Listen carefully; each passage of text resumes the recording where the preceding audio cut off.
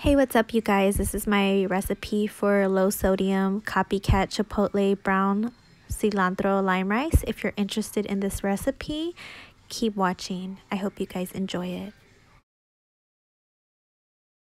Okay, so today I'm going to teach you how to make low sodium cilantro brown rice. And in order to start, you're going to need 2 cups of water. And you're gonna need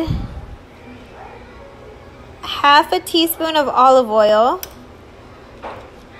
and you're gonna put it on high heat so it can start boiling rapidly.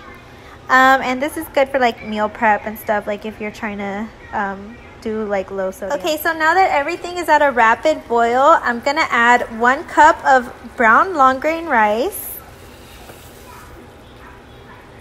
And I'm gonna add 1 tablespoon of Mrs. Dash table blend. It's like the bomb diggity. This is like the best seasoning for like low sodium in my opinion. Like that's my favorite Mrs. Dash. And then I'm gonna give it a quick stir. I'm gonna put the lid on.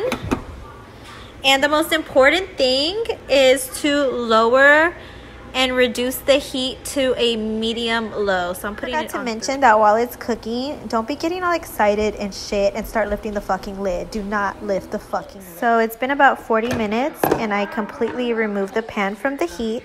And you just want to make sure that all the water and liquid is absorbed and it's not burnt or there's a little bit extra liquid left.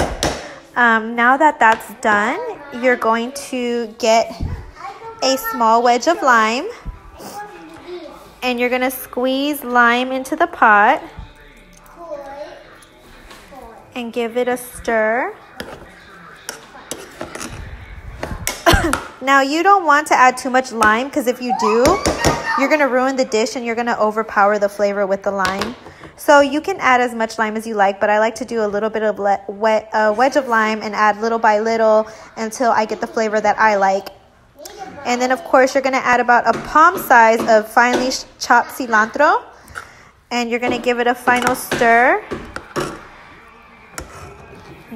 So this is the final product. I added about 2.5 wedges of lime.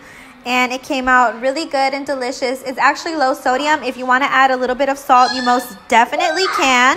But this is like if you have low sodium dietary needs or if you just are watching your intake so you don't feel bloated.